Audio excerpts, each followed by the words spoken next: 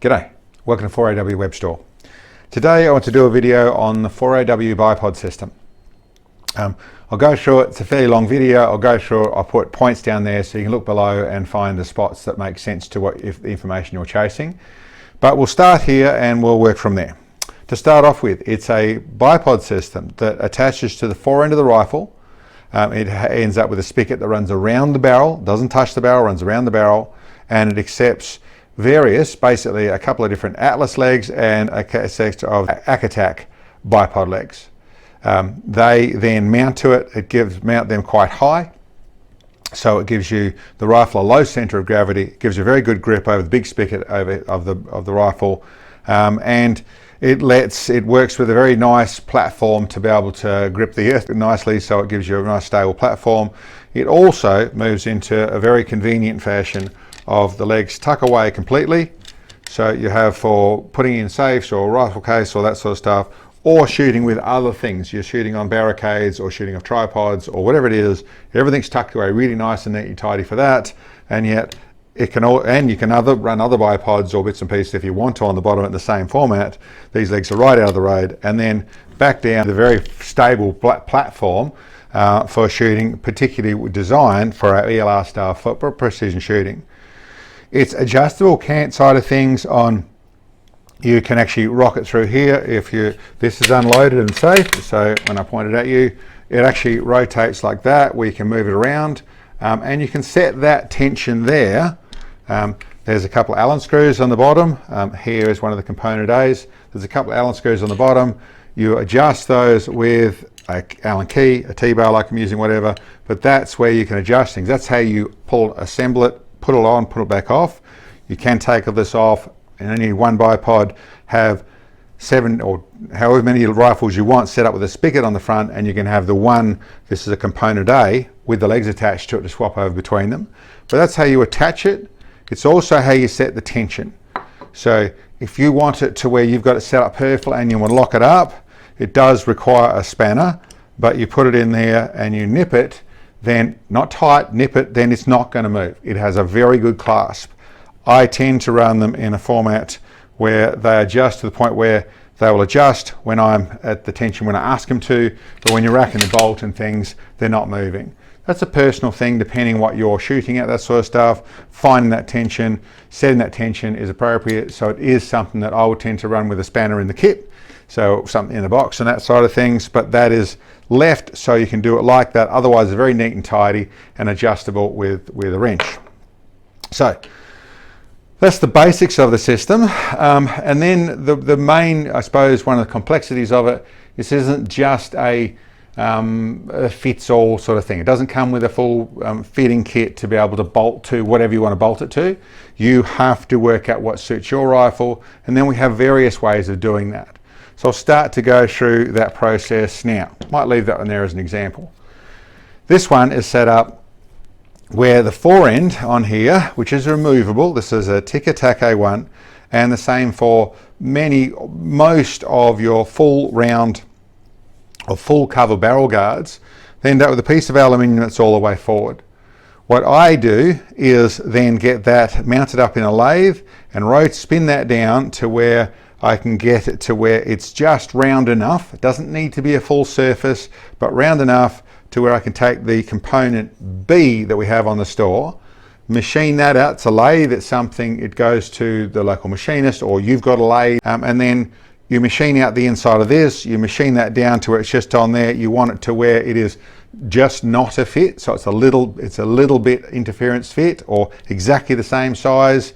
Then warm this bit up a little bit, take this off the rifle obviously to do all that, cool it down, and then I use a little bit of the green Loctite. I'll put the number down there, put a little bit of Loctite on it, push them on there, and it's done, it's fit. When you take the bipods off, all you end up with is a spigot on the rifle.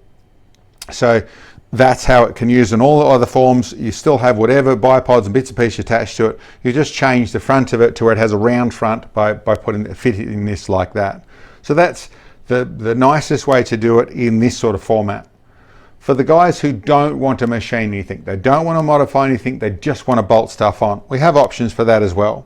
This also suits the guys who have, whether it's a a half barrel guard, so it's not a barrel guard, it's just a chassis that comes out the front and it's open on the top, whether it's even the likes of some of the straight stocks that have a nice straight down the bottom here, so everything will bolt up the same, but you don't have anything over the top. Now we have our component D.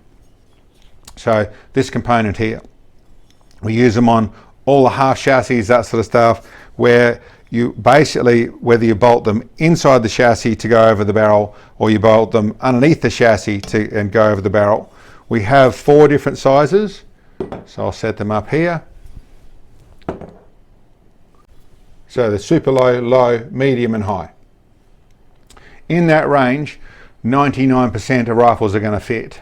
You have to, as I don't have those specifications, you have to measure the differences between whether you're going inside, which we do sometimes, inside the chassis onto the barrel, or underneath the chassis or underneath the stock onto the barrel. Then you can actually work out, we have the measurements on the store of what that is. Takes a little bit of maths, but you work out where the barrel is going to position and then pick the right one of those units to suit you. They're a very simple bolting system. They can take an M-lock in there. I tend to, and do it really nicely, I will, whichever way I'm fitting, these are mild steel, so they're quite strong enough that they're mild steel, so you can, and they're cerakoted.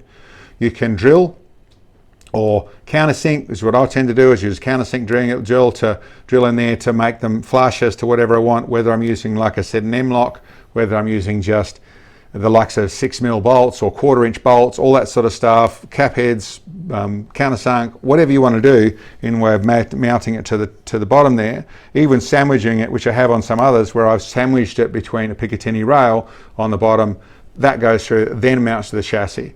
So very much a handyman sort of a way of bolting it on there. It makes it able to be bolted to absolutely anything, even right down to modifying it altogether to turn into a little bit that fits on a machined out piece on the front. There's all sorts of ways of doing this to make this thing fit, made to be very flexible on that side of things.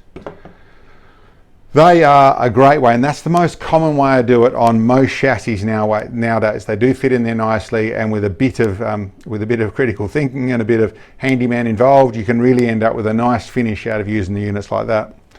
For a even more flexible, but listen, not my favorite product, but this is the component C, and it is adjustable. So it has basically it is flexible, so that it can move to wherever you want the angle. If you've got an angle on the front of your stock, you can move it that way. You can move it up and down. You can rotate this piece to get it really close. You have a wide range of measurements to go with this. The reason it's not my most favorite side of things is it has a clamping mechanism, which is then trying to be so flexible, it can move if you try and preload too heavily on it, the other thing to keep in mind with this is it isn't just to tighten up the nut. When you get one, if you get one of these, it isn't just to tighten up the nut. You have to tighten up the cap head. That locks everything together. The nut just reinforces it. So this way is very, very flexible, but it's not as strong as a solid piece of steel. So the other thing I keep in mind for those guys who are just trying to deal with an angle, everything else is fine, but just trying to deal with an angle. These are, as I said, mild steel. You can bend this a tiny bit to get your angle just right. Set it up in a vise, and the mild steel means it can bend. You don't want to multiply bend it. You don't want to bend in all the time. It is going to take some reasonable force. You're going to need to set it up properly with someone who understands how to bend a piece of steel. But you're going to be able to bend these if you want to have a slight angle and get this to exactly the right place and it's staying on that rifle. And you could also use a component D for that. Beyond that point, the only other one we're doing at this stage is this component here, which is specifically for the TRG. This will slip into a TRG 42, I should say, the Seiko TRG 42, and the 22 as well. This will slip into the slot where the factory bipod slips into. It's got a little mechanism here that means a lock up in there, and then you can do the same thing. Obvious in all these situations, to get this stuff on or to get it in, the muzzle brake has to come off to do that side in most of the muzzle brakes. Well, I suppose it depends on your size of your muzzle brake, but it'll go in there, and then all these things, in all these different ways of doing it, whether it's right from the simple component B, which is machined onto the front of your rifle stock, probably the nicest way to do it, to certainly all the other ones in the component Ds or any one of those. Then we have these three components of the component A, three options of the component A. One is the one that which we noted here, which ends up with this setup here. So this is just the component A for your normal Atlas bipod leg. So they end up with, I tend to use the long Atlas bipod leg because you're up higher, like this one here, the long Atlas leg. And then I also have these extended feet, which gives you a little more height. They're solid aluminium, so they're strong and that sort of stuff. They'll lock in solidly. It takes a little bit of bounce out of the bottom of the feet. But what we actually do to fit all this sort of stuff is simply undo that bolt on your Atlas bipod, take the whole lot off, including the little stainless steel cam, and then when I'm fitting them, I use a tiny bit of red Loctite. Once again, I'll put the number here down below, then screw that in, set it to the right tension, and then leave it for 6 hours for the Loctite to set, and that'll stay there. Do the same the other side, and then you're in there and attached. And I should say, if you have trouble with trying to get the Atlas bipod legs undone to start off with, a little bit of warmth, not too much. Don't burn the aluminium, don't burn the anodizing, that sort of stuff. Just a little bit of warmth, the type of thing from a little butane heater, that sort of stuff. A little bit of warmth over the actual bolt area, and you'll find that'll soften not too much, just enough to where it's a little too hot to touch, and you'll find that'll soften the Loctite and it'll undo easier. But that ends up with that one there, which is that's the regular bipod legs, and it's listed on the site so you can make sure you're getting the right ones. That's that one for the Atlas bipod legs. We also do, for one of the other Atlas bipod legs, is the 5H bipod legs, so they're the big heavy legs. It just simply is this unit here, has slightly different angles there, slightly bigger hole in it, that sort of stuff, but that's for that. That's the component A for the 5H legs. Same process, just get the 5H legs. I do feet for those as well, as you see here, and you end up with exactly the same thing. Actually, the big legs, it's not really required for a lot of things unless you want to deal with a lot of preload and push a little bit more back, then they're not much gain. But some guys like the heavier legs, and certainly I've used them in some places also. So that's with the 5H. And then we also do, because of request, is the Akatak legs. And yes, so we do a unit, that's this one here, that's designed to suit them. So we do the Akatak legs, and that is, I've done the same thing. I've made a little adapter actually to run my feet on there. That's just me shooting ELR with this sort of system. But obviously for the average guy, you just get the longest you can. Because you are mounting the legs up high, get the longest you can. And then you have your normal Akatak system all set up running exactly the same way. So the guys who like that sort of look, like this, or got this sort of bipod and want to use it, we have the component A for that as well. That's an overall of the bits and pieces to go with this. I put on some machining process, and so you can see that side of things there. They are a bipod system that I find work really well. I really do like them. I use them not just because it's mine, so I want people to copy me. That's not the process. They are what I've found the most comfortable bipod to shoot behind. They really do change the balance of things, which you wouldn't think matters to any great level, but certainly from what I've found, I find some accuracy out of it. But anyway, listen, thank you very much for checking in the store. Thank you very much for your interest. I know that was a long video. I hope it answers your questions. Feel free to email us. There's a link on the store for that sort of stuff. If you have further questions, or attach to this video in YouTube and reply to us there, ask a question there. Thank you very much, guys. Thank you very much for checking in. Hope you liked the video, and we'll catch you next time.